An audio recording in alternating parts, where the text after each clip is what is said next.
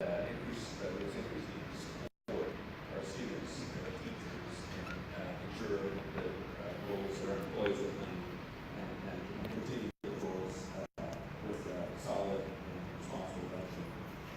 The action, as you know, was unfortunately a reduction in staff for most of our budget.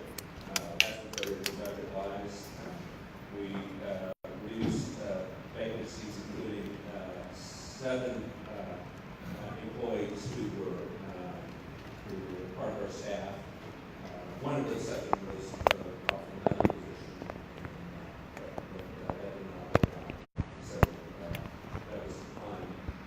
The timing, there's good questions about the timing of these months. Was enrollment data. Also trend data. We knew from past years that there was trends between September 1st and October that we generally get a large number of students enrolled with us. That number was in the single digits this year and did not materialize. And so our hope to try to not face staff reductions was dashed. And as a result, that was the reason this was made. So moving forward, we continue the town halls and meeting with parents on some of those discussions that we toward the discussion of advisory groups, which I plan and certainly welcome, and moving us toward a strategic plan where there is community input, not just administrative input into where we're going to go from there forward. I'd like to turn it over to Jonathan Cohen to just talk about enrollment update as well as and our budget, as well as Trey office talked about communications.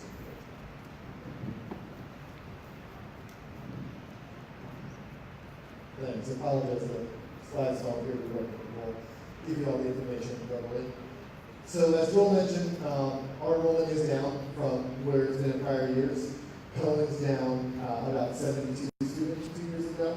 Crocker's down about 15 students from 2 years ago. Cohen's traditionally gotten most of their enrollment in the late enrollment period. 2 years ago, Cohen added 49 students in that late enrollment period. Last year, it was 63 students. This year, they've added 6 students in that enrollment period.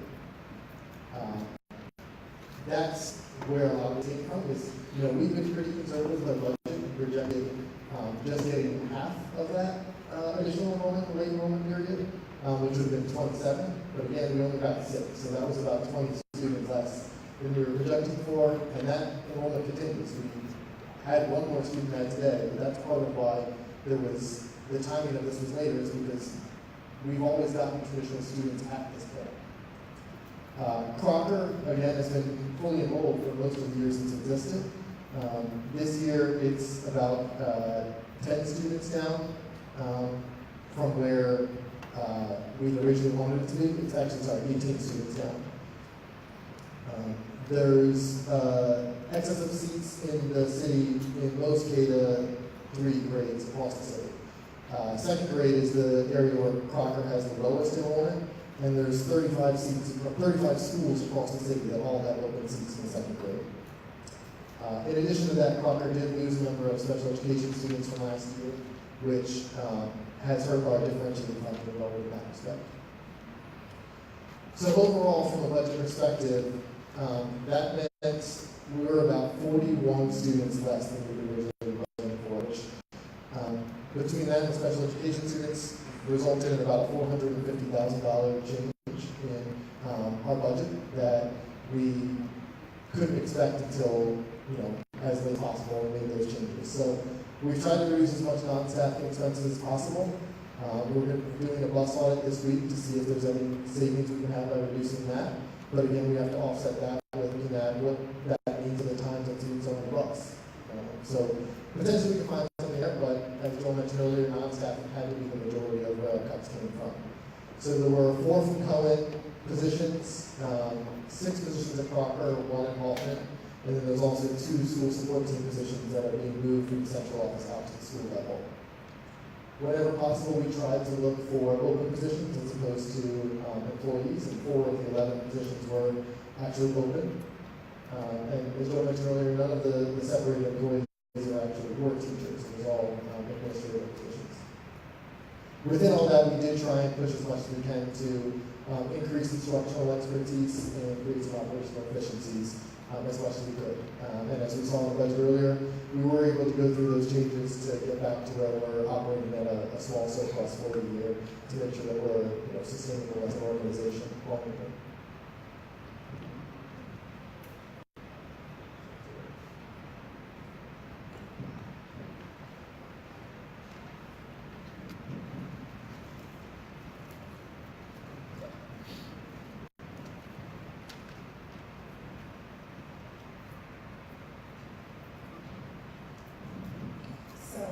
I'll just speak really briefly about the communication efforts that have taken place so far, and then also what we'll be doing moving forward. So we were able to message this out to staff members and family members a little bit around the same time as Ms. Moroki previously mentioned.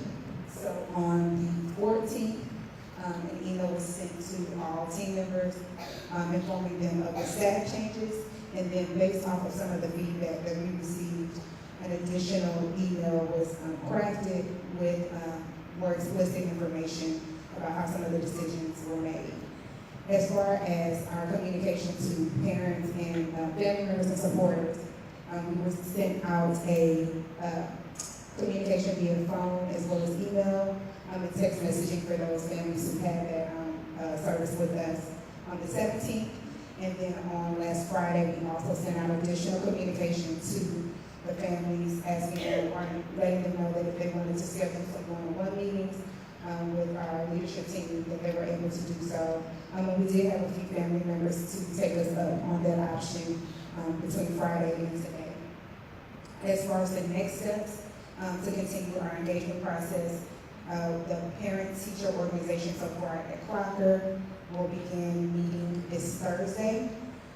So we encourage all the parents that are here as well to join the committee.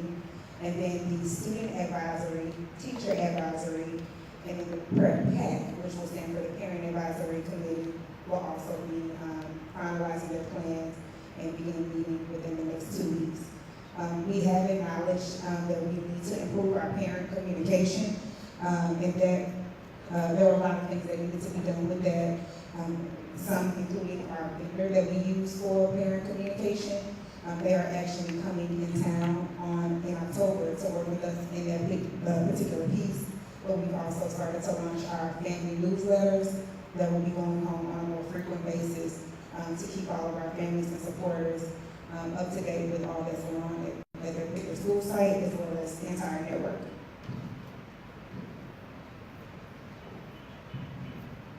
Before we look at the public comment, so we as a board support the actions that our CEO took. The CEO at the end of the day has to mind the finances as well as the overall programmatic footprint and all that comes with it of the charter school. And as you heard us discuss the budget for 2019, it's very thin. Barely, revenue expense is basically equal, so there's really very little room. And as Jonathan explained around enrollments, we built a conservative budget for 2018-19 around enrollments, and we actually saw a further deterioration of our enrollments. So we had to take an action, and it pained us to make those actions. Joel reached out to us before we did those actions, we had a discussion in a fair amount of detail, and we felt that was the best course of action. So I want to end with that, and then start with public comment around this issue. So we have several public comment cards, and the way we'll try to move this forward is that I will call 3 people at a time so that you can kind of line up and begin to get yourselves in order for your comment. So the first comment will come from Michelle Gasser,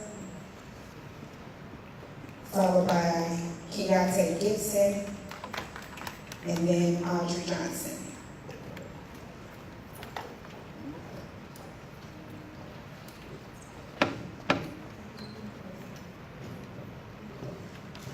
Good afternoon, board members. My name is Michelle Gasper, and my child is a student at Cohen College Prep. I'm very concerned about the cuts that were recently made these past couple of weeks and the impact on the children's education. I feel that the faculty and the parents, that the decisions made should have been transparent it should have been done in a more timely manner than they were given to me. I look at the dates on your screen. I checked my emails for the email that's supposed to be letting me know what's going on with my children's education. I never received it. So my concern is that for the 2016-2017 year, I did take my son out of the school for personal reasons. And I have something to compare it to, meaning that I brought my child to another school for education, and it was totally different from the educational services we received at home. I truly believe that the staff makes a difference. And cutting the staff is going to disservice to the students as well as the parents. My experience here being a parent at Cohen is that the staff held me and my child accountable for his education. And it's a difference. I have something to compare it to. And cutting the staff to me is not the answer. Maybe there'll be some other objectives that you can look to increase the attendance. Because when I look around, I see a lot of other objections that can be helped. Now, I know the expenses are supposed to meet the budget, but we're supposed to be good stewards of the budget and make sure that the needs also reach the children, their education are protected. The education is the goal. Your mission is the New Orleans College Prep mission is to prepare students with academic and life skills for success in college, career, and beyond. And I believe cutting the staff is doing a disservice to the students and it's not living up to your mission statement. Thank you.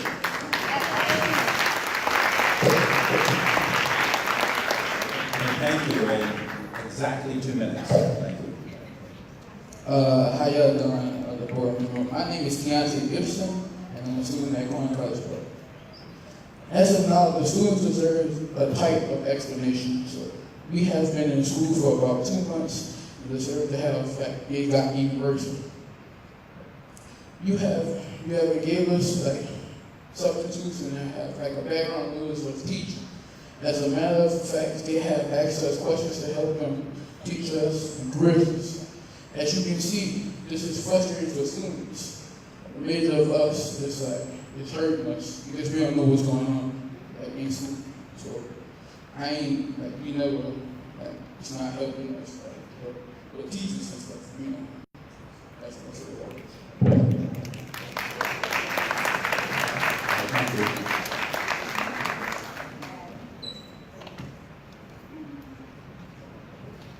Hi, good afternoon. My name is Audrey Johnson. I'm a pre-K teacher at Crocker. I've worked at NOCP since 2013, the same year that Rochelle Gaucher, Crocker's former social worker, was hired. Rochelle poured her heart and soul into her job. I rarely saw her without children. She worked constantly. How any CEO, principal, board member of the CEO could look at Rochelle Gaucher's contribution to this organization and not see her immeasurable value is beyond me. But then most of Rochelle's work was not listed in her job description. As we all know, the City Council unanimously approved a citywide approach to prevention and treatment of childhood trauma, something that those of us who've been in New Orleans longer than a few months are all too familiar with. Rochelle spearheaded the trauma-informed initiative at Crocker. She was at the forefront of this movement years before trauma-informed schools was a buzzword in education.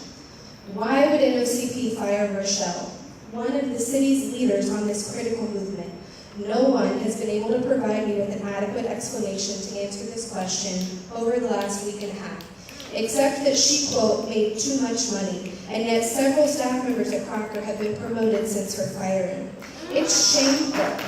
Shameful that in our staff meeting with Mr. Word last week, almost all of my fellow teachers, underpaid teachers, expressed that they would have been willing to take a pay cut to keep Rochelle, but not a single high-paying CMO position was cut to accommodate the measly $10,000 it would have taken to keep Rochelle. Shameful. She secured Crocker upwards of $30,000 of grant money, formed strategic partnerships with Tulane University, and most importantly, shifted our focus as a school away from looking exclusively at test scores as an indication of success. What does this decision say about what it means to be loyal to NOCP? One of the biggest problems facing inner city charter schools is poor staff retention. How do you expect to retain staff members when you've eliminated those who've been here since the beginning? It seems our time and dedication to this organization, to our kids, comes down to nothing more than numbers on paper. I can tell you firsthand that morale is very low. I'll wrap up with a few outstanding questions. I know I'm a little over time. First, who exactly made the decisions about who was terminated? I've heard over and over again that these decisions were made in the best interest of children. I can tell you that this is not the case when it comes to Rochelle. Firing her was not in the best interest of kids or teachers. If anything, it's made my job as a teacher much, much harder. Perhaps if members of the board and CMO spent more time in our schools, in our classrooms, not just floating through the hallways or showing up for a photo op, you have a better understanding as to why social workers, plural, are critically necessary in New Orleans schools. Thank you. Yes.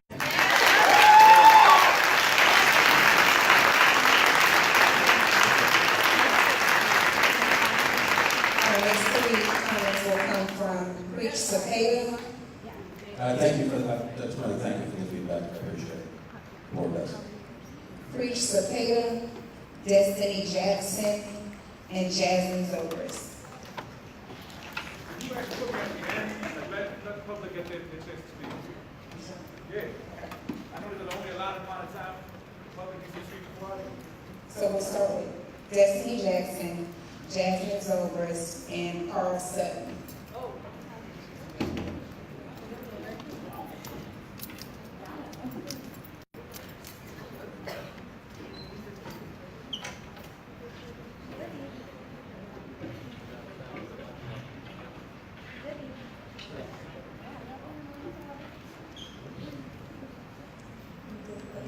Good evening. My name is Destiny Jackson. I'm a senior at Cohen College. I have a question, but also a commentary at the same time. You guys are making budget cuts, but we have not gained nothing from it at all. So far, we made budget cuts, but I am on the way to my third month of school, and I still have a pre-college teacher. They don't want this to affect me because in college, when I'm taking math courses, I'll be set behind for remedial courses. The counselor that just fired, Ms. McKeela, is the key asset to a lot of students because she is helping them get the scholarship, giving these other programs to make colleges look at it. As a whole already, Cohen is not really looked at. So why fire somebody who's going to help us get to where we need to go?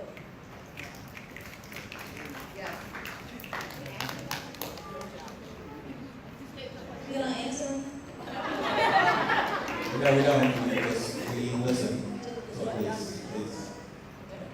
Thank you. Thank you.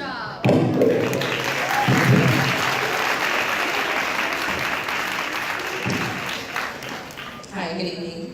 My name is Jasmine Zobrist. I've also been with the organization since 2013. The organization had many staff members, as you can see, who decided to stay despite knowing the changes can be difficult. However, we, a group of bright, resilient, talented people who care fiercely about our students, could have been an asset to thinking creatively about staffing and budgeting issues, as well as recruitment. However, there was a lack of transparency and lack of inclusion of us, the ones who decided to stay, and this has now led to detrimental consequences on staff mental health, as well as instruction of students, as well as our students' mental health. Parents were also an asset, as mentioned previously, that we lost out on due to that lack of inclusion and lack of transparency. Teacher burnout is very important to me, and it's always been a fear of mine because instructional expertise, the things that you guys are hiring for, cannot occur without teachers that have been teaching 2+ years. We are now having to lose those staff members because a lot of, like Ms. Audrey had said, a lot of what has been cut, which is the mental health services, are now going to be falling on us as teachers, and that's not going to be doable for any teacher to be great at instruction and be a social worker. So that's all I wanted to comment on.